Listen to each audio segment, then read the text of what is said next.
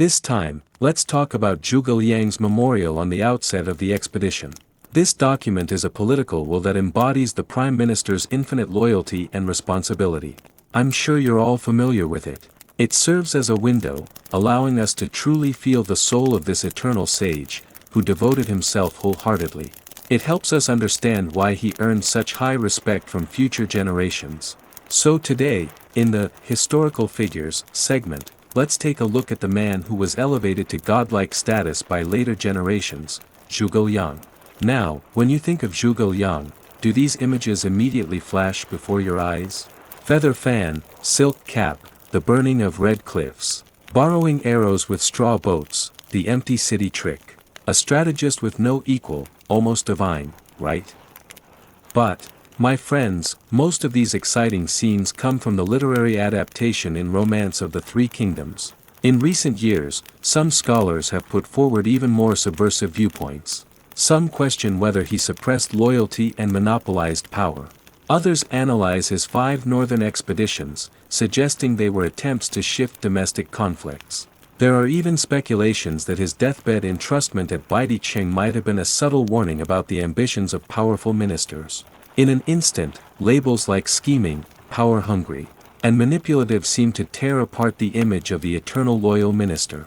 Have you heard these interpretations? Have you, like hot water, felt your inner idolization crack? Perhaps even feeling a slight disappointment? But don't rush, friends, don't be too upset.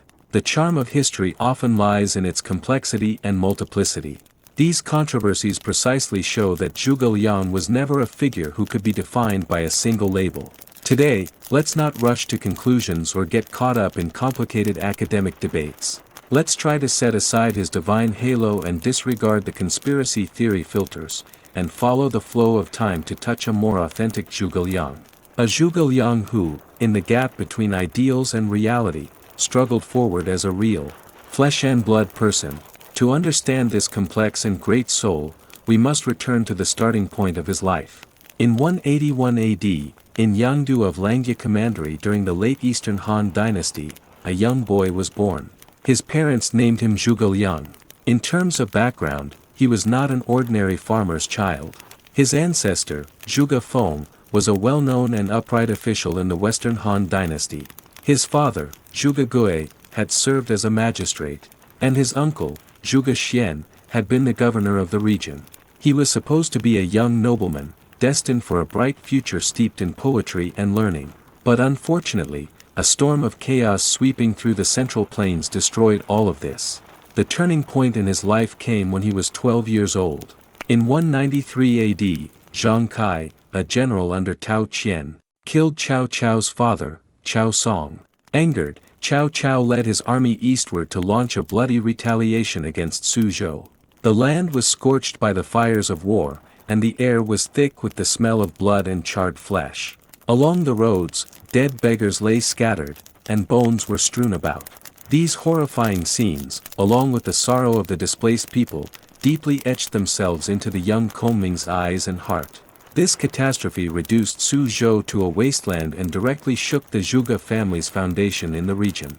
It's very likely that Zhuge Liang's father, Zhuge Gui, either succumbed to illness or met an untimely death due to the turmoil, passing away in 194 AD. With the loss of his father, the pillar of his family, and his hometown becoming a battlefield, Zhuge Liang and his siblings were forced to flee with their uncle, Zhuge Xian. They set out on an uncertain journey into exile. To make matters worse, after Zhuge Xian took them to his position as the governor of Zhan, he was soon removed from office by the imperial court. Without a place to stay, the Zhuge family had no choice but to head south and seek refuge with Liu Biao in Jingzhou. However, Zhuge Liang's hardships didn't stop there. Around the age of 15, he also experienced the devastating loss of his uncle, Zhuge Xian. Suddenly, he had lost his final source of support. Despite the pain, the young Zhuge Liang endured, relying on his younger brother Zhuge Jun to survive in the unfamiliar land of Jingzhou. And so, 2 years passed in hardship and struggle. By the time Zhuge Liang was 17, standing once more on the soil of Jingzhou with his brother in hand, he knew he had become a drifting reed in this chaotic world, alone and without relatives. To survive, he settled in a remote valley in Longzhong, 20 miles west of Xiangyang. This period of solitude would become his time of reflection and intellectual sharpening. By day, he worked like an ordinary farmer, rolling up his sleeves and using hands meant for riding to wield a heavy hoe on barren land. By night, he lived in a simple, drafty straw hut. With a lone candle flickering and the sound of insects outside, he spent his nights reading, contemplating, and gazing at the stars. Winter nights were especially difficult, as the howling northern winds cut through his straw hut. He often curled up, clutching cold bamboo slips, reciting Liang Fu Yin, a poignant poem about warriors' sacrifice in the Qi state. This became the only comfort for the young man, as he fought off loneliness and cold. During this time, Zhuge Liang read many texts by sages and studied the economic strategies of Guanzi, as well as the military tactics of Sun Zi's art of war. He even delved into the mysterious arts of yin and yang. Though living in a humble hut, his gaze had already pierced through the grass roof and stretched out to the tumultuous world beyond. While scholars in Xiangyang City engaged in idle talks, this silent young man quietly analyzed the major events of the world, calmly contemplating the strategies of Cao Cao, Sun Quan, Liu Biao, and Lu Zhang. His profound insights and wise analysis eventually caught the attention of the wise Pang De Gong of Longzhong, who recognized Zhuge Liang's brilliance and referred to him as Wulong, Crouching Dragon. Alongside his own nephew Pang Tong, the Fengchu, Young Phoenix. By 207 AD, Zhuge Liang's fate took another dramatic turn. Liu Bei, who had recently suffered a heavy defeat, sought him out and visited his humble home. It was at this meeting that the two men, drawn together by their shared ideals, formed a lasting bond. And so, Zhuge Liang's life began to change. He was no longer just a man of intellect, he would now dedicate himself to the rebuilding of the Shu Han kingdom. As Zhuge Liang began his service to Liu Bei, he quickly became an indispensable figure in the rebuilding of the Shu Han kingdom. His intelligence, strategic mind, and unwavering loyalty helped Liu Bei re-establish his power after numerous setbacks. But Zhuge Liang, in 208 AD, during the Battle of Red Cliffs, Zhuge Liang's contributions proved pivotal. Although not as dramatically portrayed as in later legends, his actions were no less significant. Zhuge Liang helped strategize the alliance between Liu Bei and Sun Quan, which was instrumental in defeating Cao Cao's forces. His Farisi.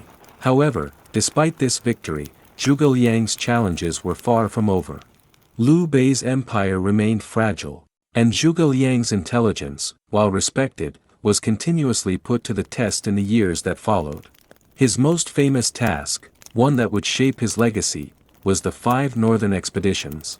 These expeditions, launched between 227 and 234 AD, were attempts to reclaim the northern territories of China and restore the Han dynasty. But these campaigns were not simply military forays. They were also symbolic of Zhuge Liang's relentless dedication to his cause. The ideal of restoring the Han burned brightly in his heart, and each exp. Sadly, Zhuge Liang's military efforts were met with a series of setbacks. The first campaign in 227 AD was a strategic failure, the loss of key terrain like Jieting, and the infamous defeat at the Battle of Changshan. Despite his meticulous planning, Zhuge Liang faced difficulties that were largely beyond his control. Supply lines were cut, internal strife hindered troop movements, and Cao Wei's military strength grew stronger. The situation grew worse with each failed campaign, but Zhuge Liang, undeterred by failure, continued to drive forward, his resolve as steadfast as ever. The second northern expedition in 228 AD also ended in failure when his forces were unable to break through the Wei defenses at the fortress of Chencang. Each defeat chipped away at his spirit, but he refused to give up, even as the weight of his responsibility grew heavier.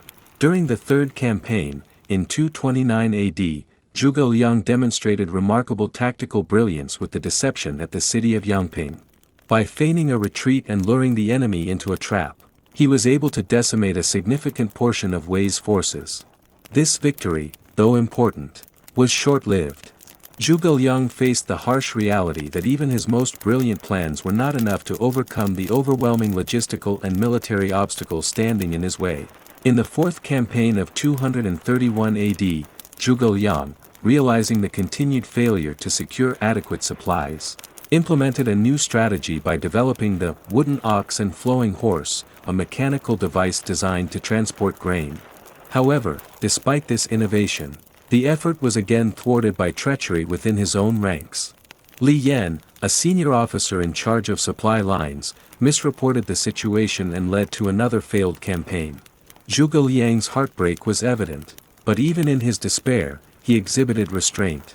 Instead of punishing Li Yan harshly, he exiled him, upholding the principles of justice even in a time of personal anguish. By 234 AD, the fifth and final campaign commenced, a desperate attempt to break through Wei's defenses once and for all.